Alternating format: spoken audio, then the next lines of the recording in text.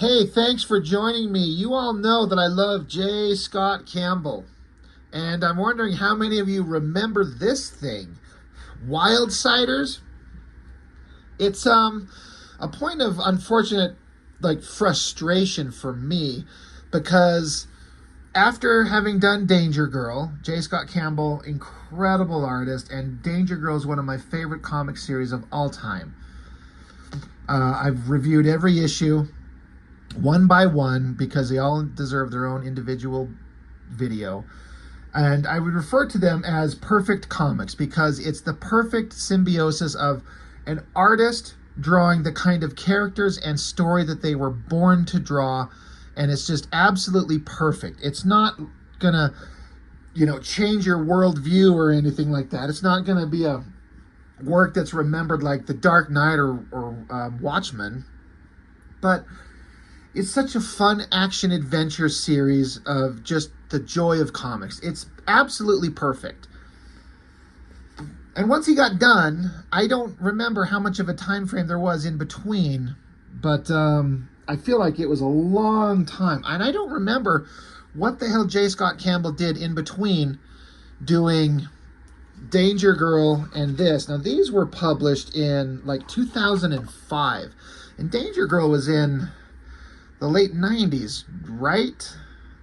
I believe that's it. So several years, but finally J. Scott Campbell's like, I'm coming back. I've got a whole new series. It's a teenage-focused book with a kind of a unique approach to the type of kind of teenage superhero storytelling. I'm like, okay, great. If you're drawing it, I'm fucking on board, buddy. Let's go. And we get like a preview book in issue 0, and then issues 1 and 2 where the story is just barely getting going, and then he stopped. And I don't know if I ever heard why he stopped. And it's Joe Mad Battle Chasers level of pissing me the fuck off. It's like, you created a thing and you hyped it up to all of us that you are going to do this book and this is your next thing, and then you just stopped for whatever reason and you never got back to it. And it's just left sitting here unfinished years and years later. And it's like, well, what the fuck happened? Now, I don't know why J. Scott Campbell stopped this. We kind of sort of know why Joe Mad stopped doing Battle Chasers, because his heart's in video games, and he had a big opportunity, and he took it, and we've never seen him draw Battle Chasers again. He's drawn a few comics here and there. He did that god-awful Ultimates, and he's done some issues of Spider-Man and things like that here and there, which is fine. At least we get something. But J. Scott Campbell, draw a fucking comic book, dude. Please, God, draw a comic book. It's like J. Scott Campbell with this book took the elements of the teen hero concept, Teen Titans or New Mutants or Gen 13, and made his own version of it. And he made something that is both absolutely perfect for what he can do, but also I don't think it was ever going to be as iconic as the more simple version. Or not simple. I just feel like Danger Girl is always going to be the more revered thing. Not necessarily because it's the first thing he did, but it's more simple in its ability to be understood. It's Charlie's Angels, Indiana Jones, G.I. Joe, as seen through the lens of Steven Spielberg movies of the 80s. That's what it is. It's all the shit that we love. This is bringing in, the whole point and focus was these advanced computer coloring techniques that they could do, and the melding of different kind of art styles with drawing and computer generated kind of imagery, and making a book about realistic modern teens at the time. So the whole reason that Gen 13 was popular, and I've talked about this and I think most people would agree, Gen 13 as a concept I think is fine. Gen 13 as it's presented, the teen characters are the only thing that was interesting about the book, and then they were only interesting because J. Scott Campbell was drawing it. I talked about this when I did those 2 issues of Gen 13 that Jim Lee of all people, he drew 2 issues of Gen 13 and the magic was gone. It was not the same. and it just showed how much the entire concept sucked. J. Scott Campbell carried the entire thing, and it was fun. I enjoyed it. We're going to go through them here eventually. I got my hands on the 5-issue miniseries. I'll get to read them for the first time, and then we'll go through the regular series all the way up until when J. Scott Campbell was done. But this was the last thing he's ever done, I believe, in terms of comic stories that he ever was drawing, and had his personal hand in with his own unique vision. And there's so many things inside these that are so fucking good, so unbelievably pitch perfect and flawless. It's kind of mind-blowing. Like, he knows what he can do, what he can draw well, and how to appeal to a comic reading audience. But I just don't think the concept would carry over into like legend like Danger Girl would or Gen 13 would. So we're going to go through them all. I think one of the fun things is this issue 0. It's just like an introductory kind of book to just kind of get you excited about it. Get this positioned a little better so we can see this comic. Don't want to waste any dead space when we've got incredible J. Scott Campbell artwork on screen to look at. Yeah. So issue 0, WILDSIDERZ. A new breed of heroes is born when 5 teenage friends tap into the powers of the animal kingdom. All right. What would you do if you could charge into battle on the wings of an eagle or the jaws of a dinosaur or even the hypersonic speed of a dragonfly? Is a dragonfly flying at hypersonic speed? Using experimental holographic technology, the WILDSIDERZ, with a Z, can replicate any given animal's physical properties and harness the power that comes with them. But with their newfound animalistic abilities, can these wildly enhanced high schoolers evolve into responsible super teens? Heads or tails, the WILDSIDERZ defined the next generation of adventure. I wish it probably would have if they would have fucking finished the book. I do have some thoughts on this that we'll get into when we talk about it. I feel like this is also kind of like tapping into kind of like the Power Rangers crowd. In a way, teenagers that can have these enhancements that make them super powerful, like through technology. They're not mutants or super beings, they're just kids. But he comes up with these 5 kids that are very much like generic versions of teens. Like, you've got the brainy nerd, the hot nerd girl, the super sexy hot cheerleader girl, the jock pretty boy, and then like the jock fat stupid dumbass. And I don't have a problem with that. Like, iconic kind of avatars of concepts are perfectly fine, especially when J. Scott Campbell's doing them.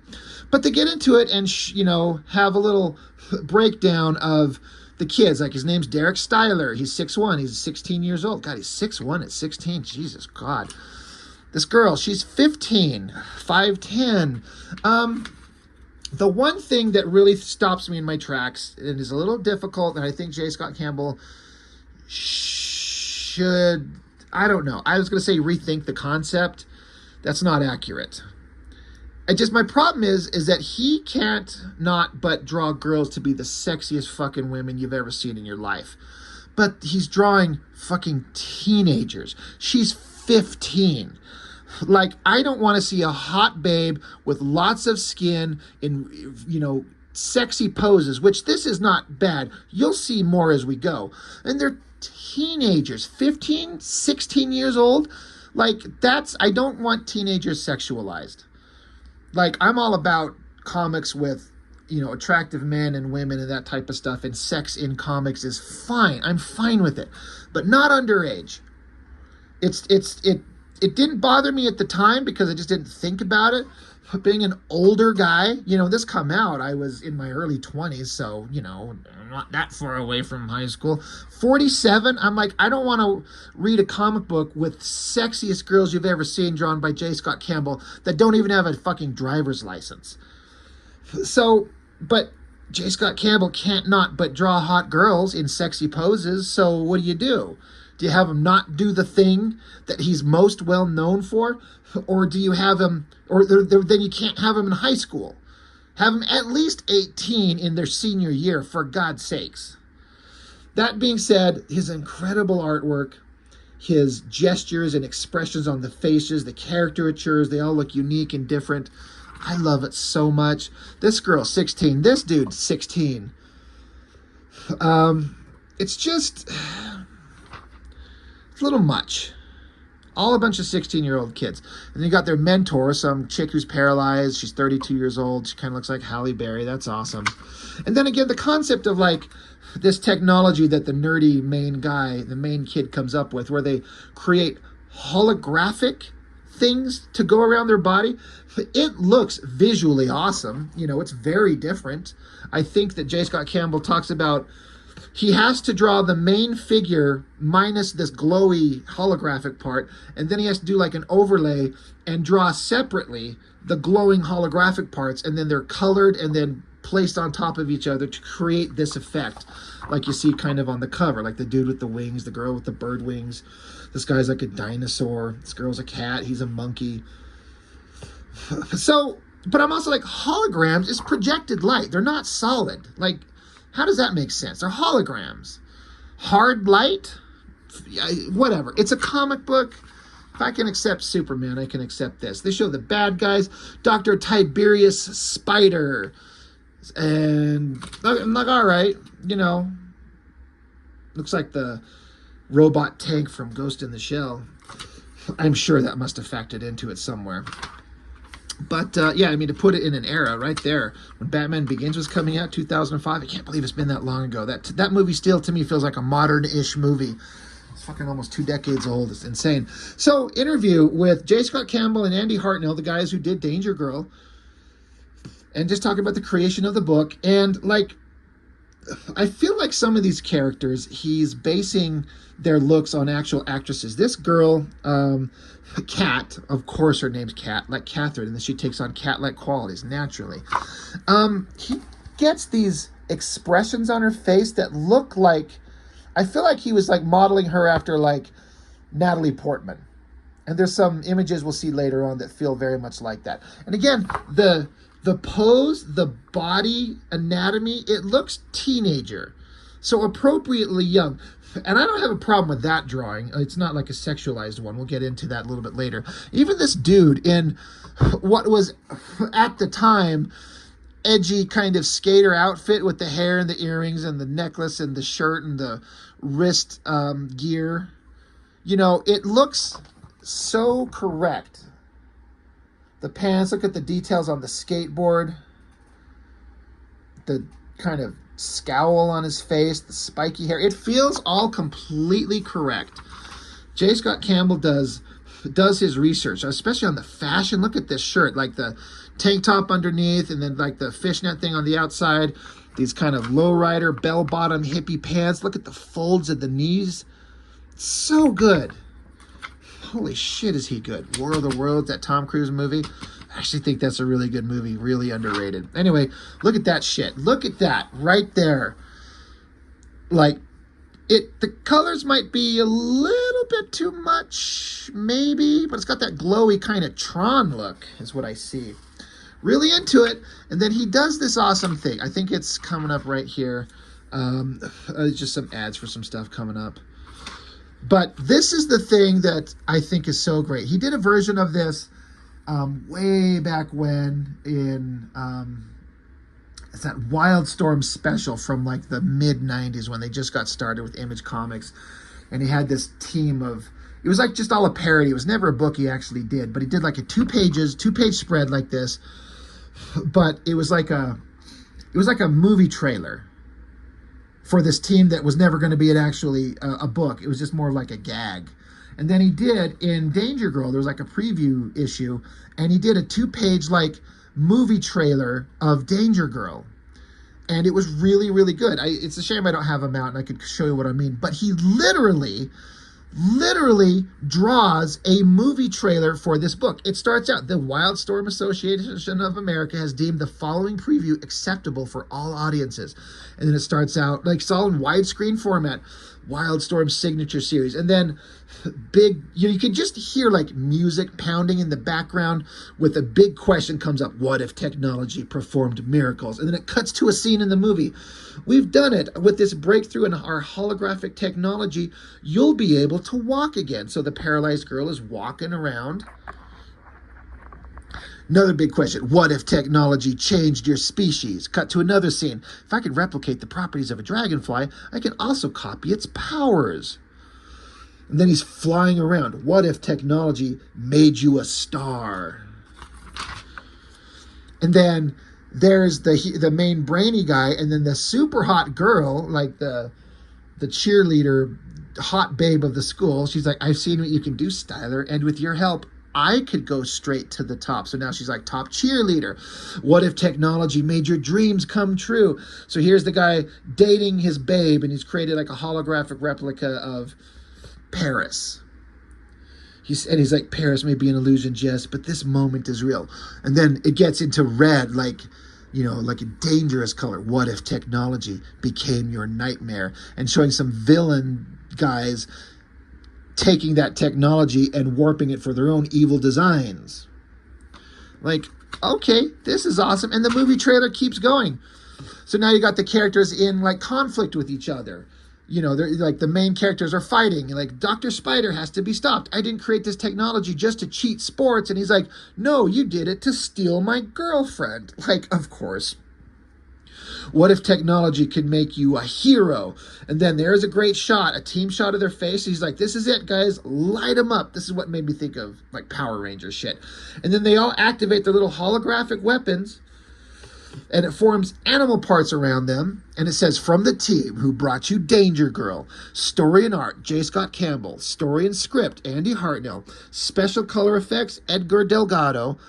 And then look at these great drawings. This starts getting into it where like, see this drawing of this girl? It is so good, but like so sexualized with the little booty shorts and like in the curve of the ass sticking up there. It's a 16-year-old kid. It just makes me feel weird. I don't like it. I do love the coloring on it, the way the light, like moonlight casting leaves, shadows on her body there.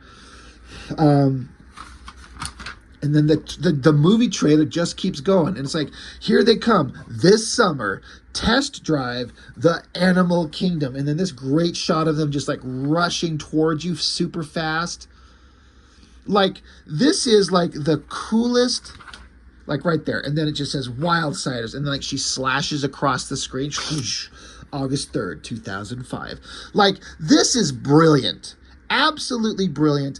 A movie trailer for your own comic. Like, I want to make something like this. I think it's so goddamn good. It's pitch perfect. It's so funny. It's so well drawn. I love it. And this is just issue 0. So he made his own movie trailer for his comic. Absolutely brilliant. So you get just a hint of the concept.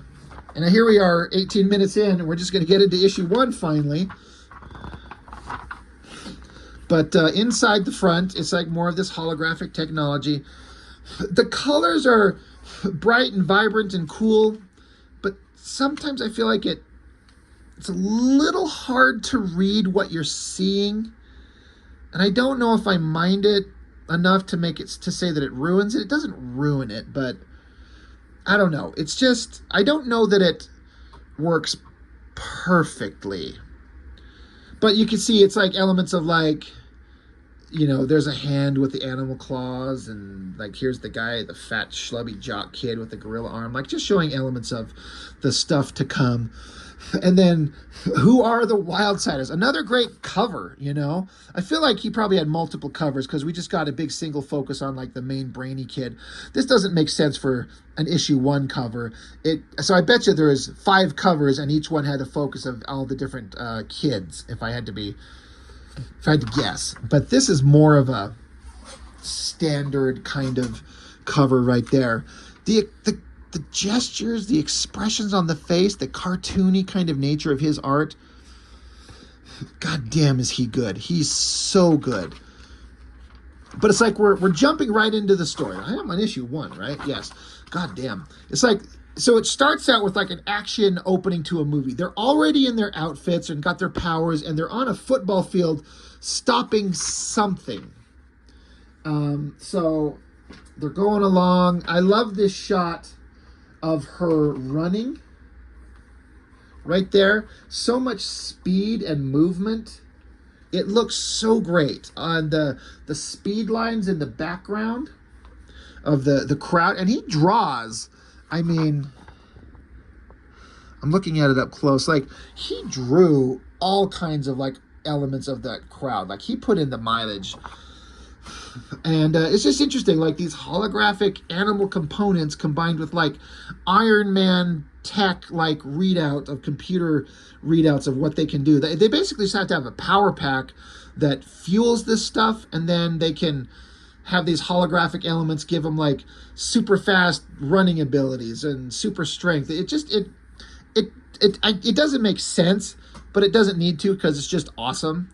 But you start out with this open action scene, the running, fighting, getting away from this like a Cerebus-like creature, like a dog with 3 heads, and Catgirl's running, and then girl with bird wings comes down and picks her up and saves each other.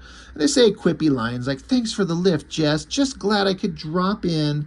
And then dinosaur guy, the jock guy with dinosaur head, grabs onto the Cerebus creature and flings him through the goalposts. And they're standing there. Look at this dramatic angle where like the camera is set right on the ground, like low, so we're looking up at them. Really dramatic shot. The jock douchebag guy, I mean, he's part of the heroic guys, but God, he makes him look like a dumbass schlub with like the buck teeth and the fat face. But it's just to start out an action scene. And then, but the main guy who developed the technology, the kid, he's got his like dragonfly kind of technology, and he gets knocked to the ground, and he's sitting there and he's saying, "How'd I get myself into this mess?" So that's the end of the opening action scene of this movie. And it cuts to 3 weeks ago, same basic angle on his face, but there he is in bed, and he's got his pet praying mantis on his face. I can't get over how good of an artist that J. Scott Campbell is with these cartoony faces. And then look at these shots down here of this kid. He's in college, but he's high school, but this is his room. But his bunk bed with the workstation built underneath it. Look at all the details on this. There is no part of this room that doesn't have some kind of believable real world detail. Like a dirty bed. There's like a, I don't know, freaking magazine. In fact, it even looks like, probably can't tell, like you can see my fat finger there, so you can see how small the drawing is.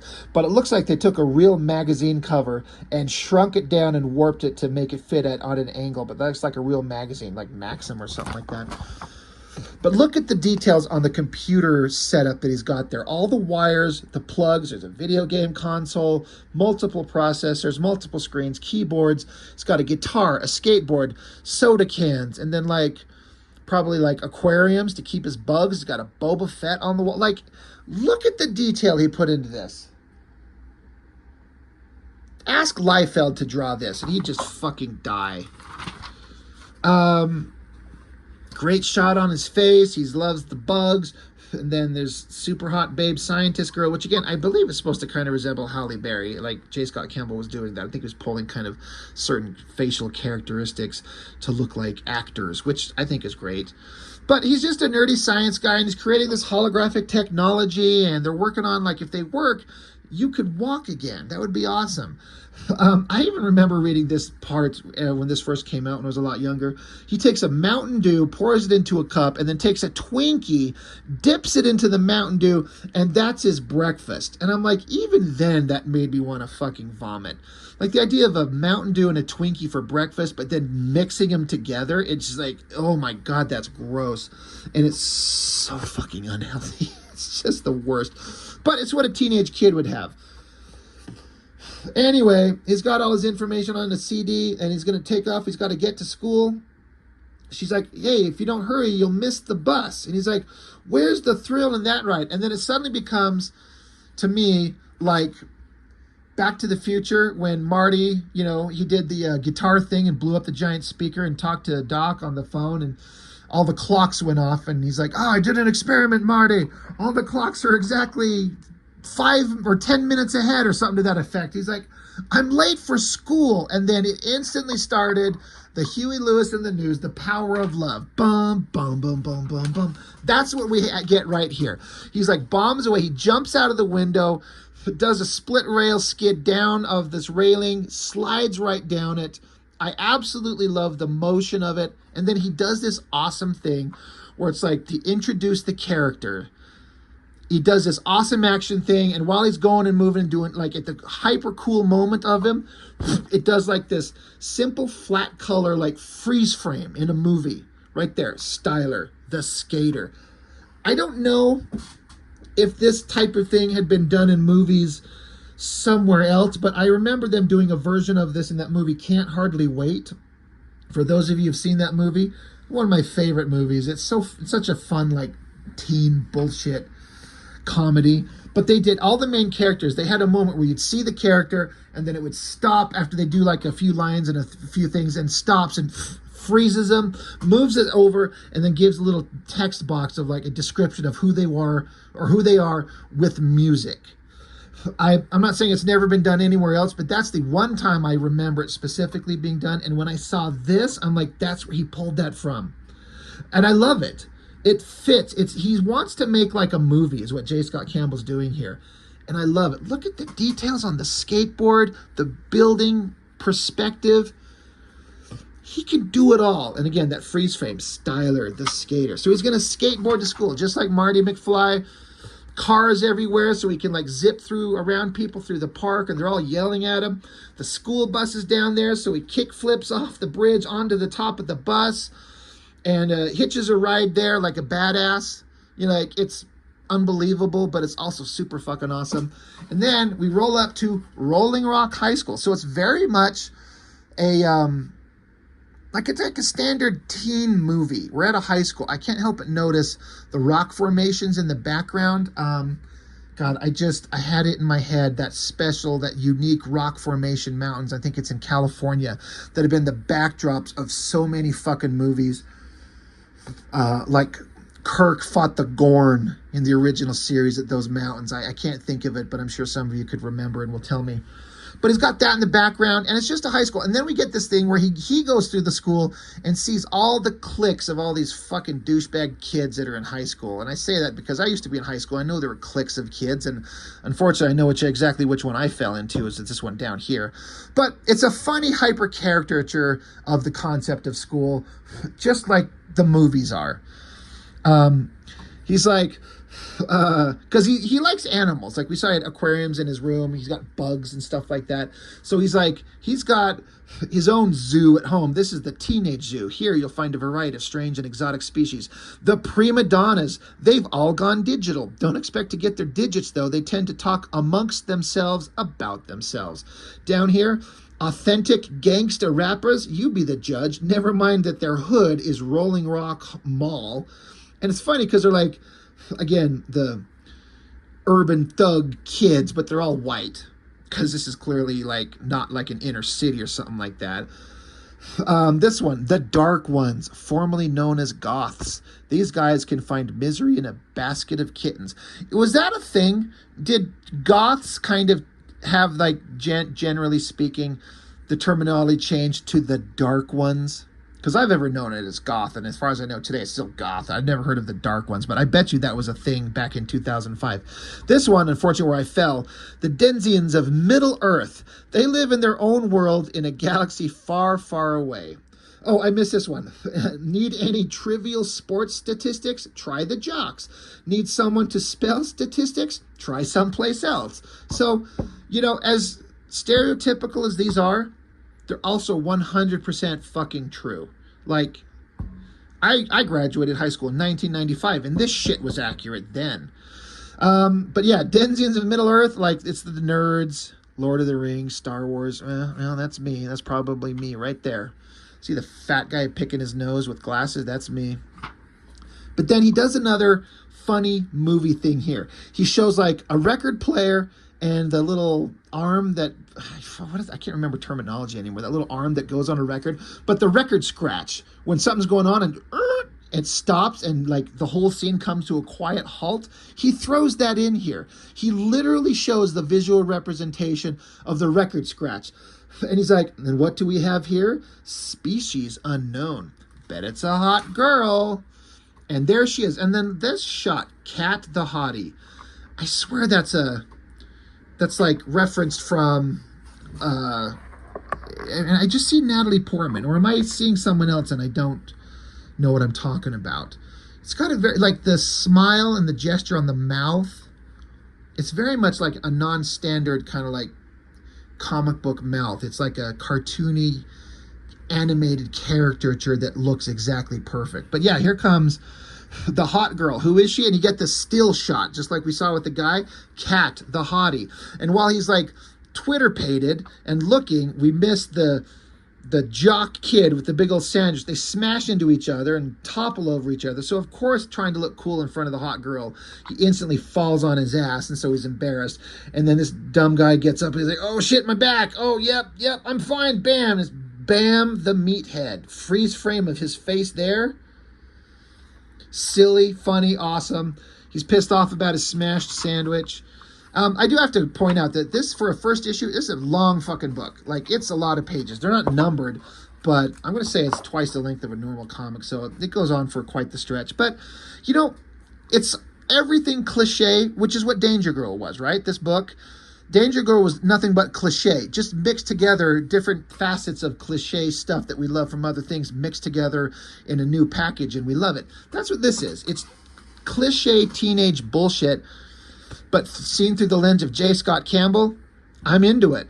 And while these two are about to fight, then in comes this dude, and he's like, hey, stop it, you know, fat douchebag Bam. He's like, time out. Styler here is a friend of mine, and you don't want to piss off the coach, so you can't play. And of course, he's just the handsome jock, and the hot babe Cat that we just saw earlier. Of course, she's super in love with him. And then you got this handsome smile on his face, and we get the freeze frame shot of him, Zach the hunk, as he catches her little kiss that she blows him. I love it. I absolutely love it. It totally works. Cut to another girl, freckles, shortcut blonde hair. Look at this overhead shot of like the science room in the high school. All the details are there. The sink, and the faucet coming up, and the little containers of liquids and the burners. Like, his attention to detail without overcrowding it is just unparalleled. It's so good. Like, these pages are just so goddamn beautiful. But nerd girl, of course, some douchebag girls behind her are being kind of, you know, it's like just more stereotypical teenage shit. She's kind of misunderstood. She's by herself. So, of course, Styler, the lead guy, has got to come along. They're friends, and they keep talking about the sciencey shit that they have been doing together, and he's being kind of flirty with her. Look at this guy. You all know who that is. Again, I don't know the name of the actor, but we've all seen this guy. Like, this is like the teacher in the science class, but this actor, he's been in a ton of things. I'm trying to think where I've seen him. He's been in a million things, but he's never been the star of anything. But that very unique, like, nose and mouth and, like, lazy eye kind of thing, that guy, like, I like that he's taking and making, like, actors look like characters in his book. Totally brilliant. Look at the cute smile on the girl's face. To capture that level of, like, expression on a face in all of these. What other artist could do this in this era? Can Jim Lee do this? Can Todd? Can Rob? Can Silvestri? I mean, Silvestri probably could. He could be the one who come the closest, I would say.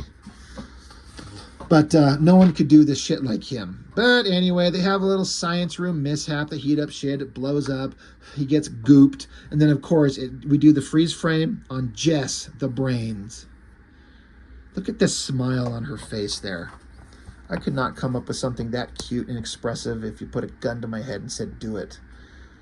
I would try and it would look absolutely terrible. And then his hands. He can draw anything. Cut to the bad guys. Well, we don't know that they're the bad guys. Like the science girl who's paralyzed in a chair is coming to have a meeting with this super wealthy business tycoon. And you can't help but look at him and just go, yeah, that's the villain. Because that's how these things work. But he basically steals her information to get that holographic technology of his own. Got the business guy's got his investors, like the guy from the Middle East and the fat Texan and all that type of standard stuff. It's real funny, really quirky. Anybody else remember Lionel Yu's Silent Dragon? I got those somewhere. We'll dig them shits out. Beautiful art and completely unmemorable. 6 issues of just nothing that you can recall. It's a shame because Yu is so good. But yeah, holographic girl. Oh yeah. Oh shit, I skipped a page is what happened there. I was like, what the hell went on? They're showing the, the Ghost in the Shell robot tank, but of course it starts glitching and starts ripping apart things and getting out of control, and they can't shut it down. So it's an Ed 209 situation going on here.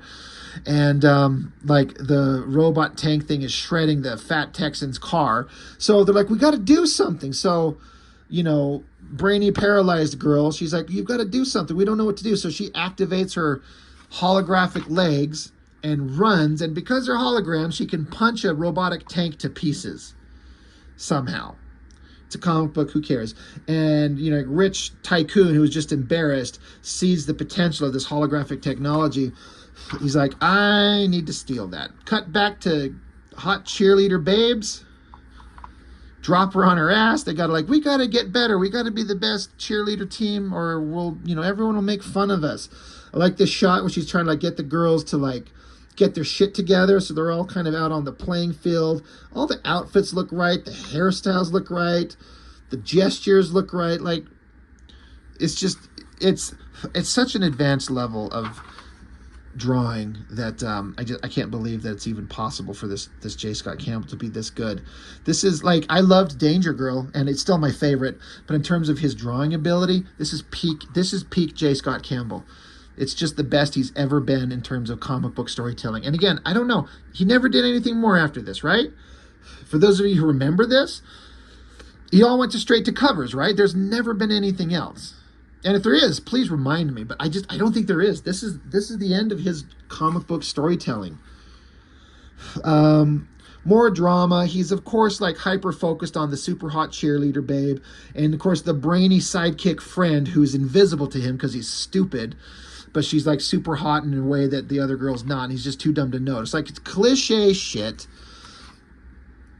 And so then he goes down there to try out for the football team, and he makes a complete fool of himself, falls on his ass. He looks stupid. And so they're all kind of making fun of each other. There's this thing where, Styler makes, a funny insult to the jock guy. And I like this panel, this close-up of all the kids. And they're like, ooh, he just called you out. What are you going to do? So they're going to run the gauntlet, this training course. Through the tires, up the net, through the planks, and then the rack here. You have to go hand over hand. So he's going to go up against the super awesome hunk jock super athlete guy and go. So off goes the guy, and our main guy, he just activates his super awesome holographic technology that comes out of his CD player. And here he's going to use his powers for the first time for his own gain. This is the Spider-Man lesson in a way, except no Uncle Ben's going to die. But creates holographic, grasshopper legs, jumps, boing. In a single bound, he catches up, just completely skips over the tires, lands, and then the kid's already going up the net. So then he creates dragonfly wings, flies over it, gets down to the bottom, and then you've got to do the steps, in between the steps. He just gets bug legs, I don't know what the fuck they are, and crawls under him.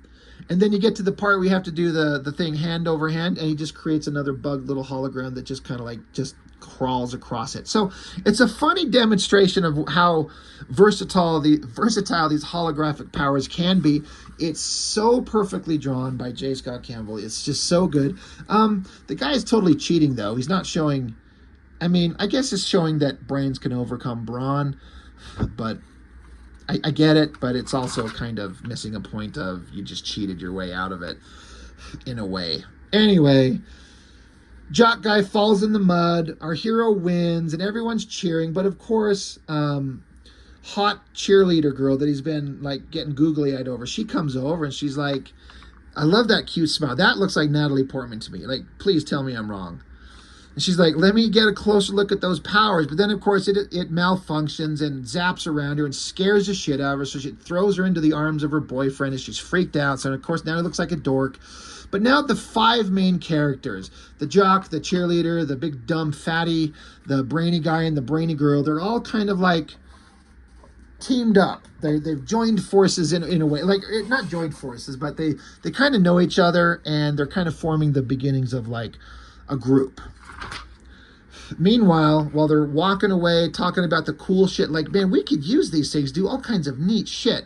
We should, like, share this technology with us. Meanwhile, there's some Native American groundskeeper, so cliche, just standing in the distance, watching these kids, looking on, to be continued.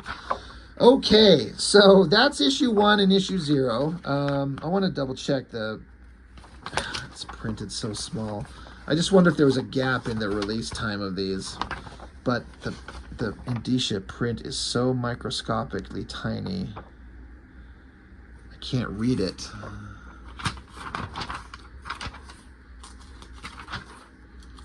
Anyway, let's just wrap it up with issue 2. I didn't think this would go this long, but that's how these multi-issue things always go. Book 2. There's our main guy, surrounded by little anime caricatures of the characters from the book.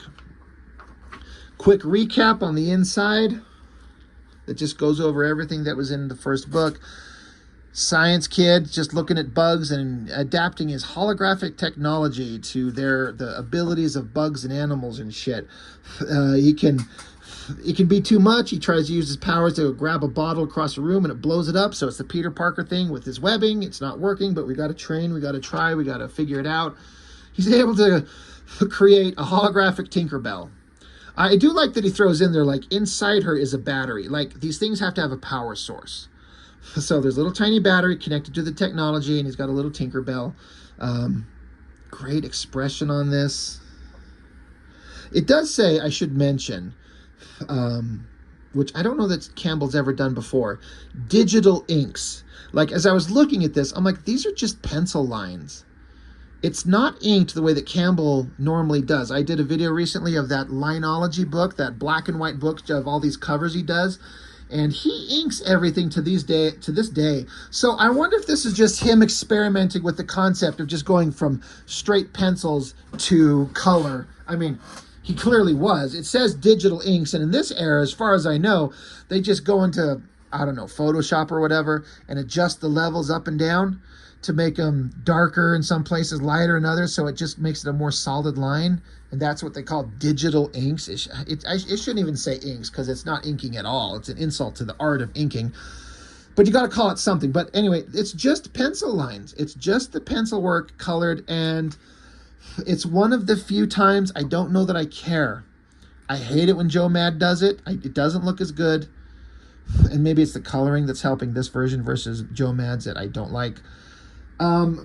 But it's so good, it almost doesn't matter. But given a choice, I would rather have this book be inked.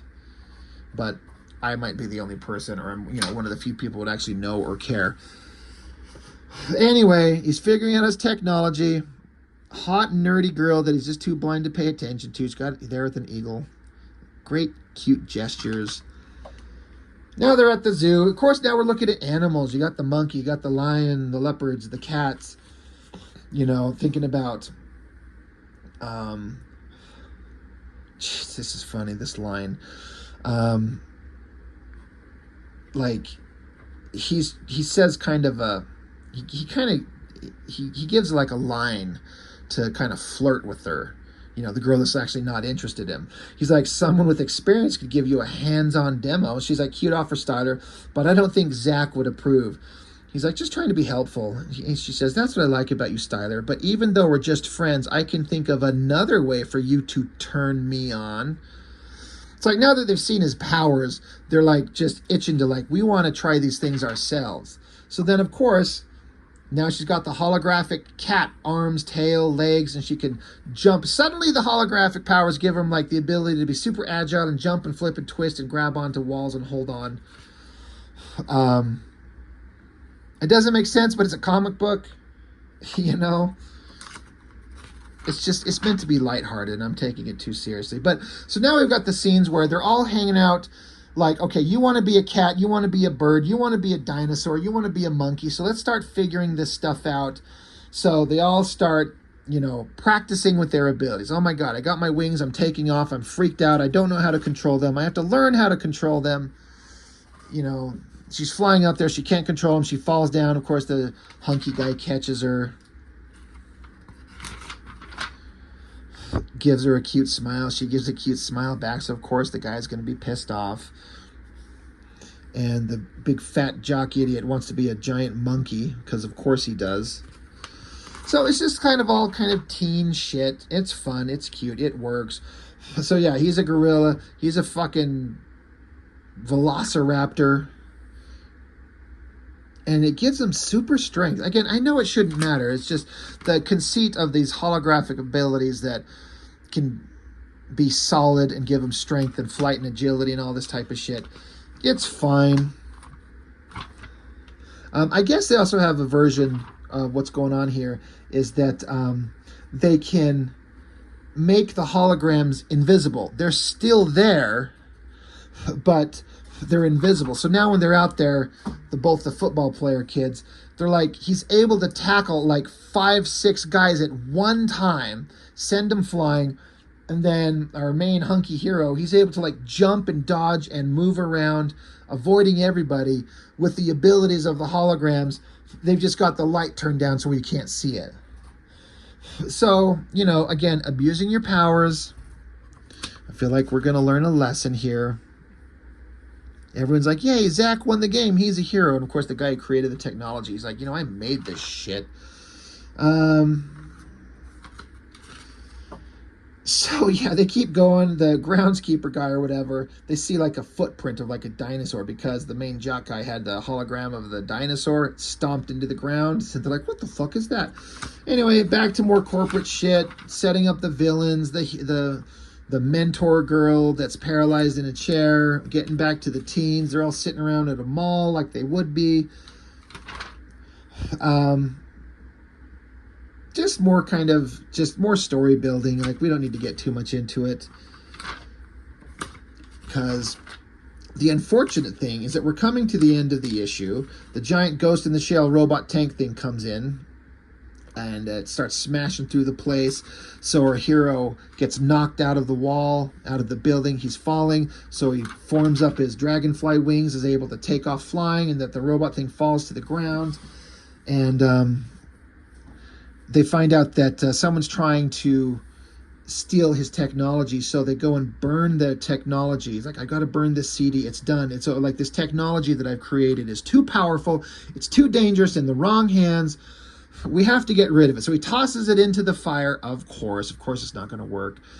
And but of course the technology survives, and it makes its way. It travels digitally to end up in the bad guy's hands. He's like, oh my God, we just come up with we've got this technology. The good guys gave it up. Now the bad guys have it. Where are we going to go from here? To be continued. And it was never, ever, ever done. And I get mad because I'm just like, what dragged J. Scott Campbell away from this? He seemed so enthusiastic about it. He was so excited to do this thing. He talked about, it's like, it's going to be monthly. I'm going to be putting it out there. This is my future project. He did 2.5 issues and he was out. Was it just that covers started becoming such a lucrative job, which I get. I don't know what he charges. I have not a clue. You want a cover from J. Scott Campbell? What does he charge? $10,000 an image? I don't know. But something like that, you're like, that's a lot of money. As opposed to sitting down and pumping out a comic book and waiting for the sales to come in and getting your money. Like, I don't know. I don't know what happened. It just frustrates me that, one, he doesn't draw comics anymore, and that, two, he created this whole concept that's pretty fun and incredibly well drawn, and he just bailed on it 2 issues in. And if he ever gave an excuse or a reason I never saw, or I just forgot, so if you know, please let me know. Please don't, mention that in the comments. But it's just aggravating. I just want to see it. Like, even though it's, again, like I've said before, it's not as good as Danger Girl, but it had the potential to be really fun, and he was into it, and he just gave it up. And then he just does covers and shit like that, and then that's it. That's all he does. And there's no indication that we'll ever see anything from him ever again. I hear these guys talk about, like, I hear Joe Mad say, yeah, I don't know if anybody would be interested in me drawing comics anymore. Are you fucking kidding me? Everyone would be interested. I think J. Scott Campbell might be the same. Like, I don't know. I do covers. I don't know if anybody interested in me drawing comics anymore. Are you kidding me? Everyone wants it. We're all sitting here dying for good comics with dynamic, beautiful artwork. And there's a lot of good artists out there, but there's nothing exciting. So come back and show all these kids how it's done. J. Scott Campbell, you were the kid that was, you revolutionized the industry. You changed everyone's perspective. Like, you were doing your thing. There was J. Scott Campbell, there was Joe Mad, there was Michael Turner, Stephen Platt, I guess, was kind of in that group. Just these guys, these young guys that came in and that were different and were just incredible. And, unfortunately, Michael Turner's dead, but Joe Mad's not drawing comics, J. Scott Campbell's not drawing comics, Stephen Platt not drawing comics. They're all doing covers or video games or fucking anything but. I just want them to draw comics again, because I'm selfish that way. Anyway, this went on way longer than I thought it would for, a couple books, but I'm passionate about his artwork. He's so good. He's incredible, and it's a shame he didn't finish this. So that's all I've got. Thank you for watching. I really appreciate it. I'll see you on the next one.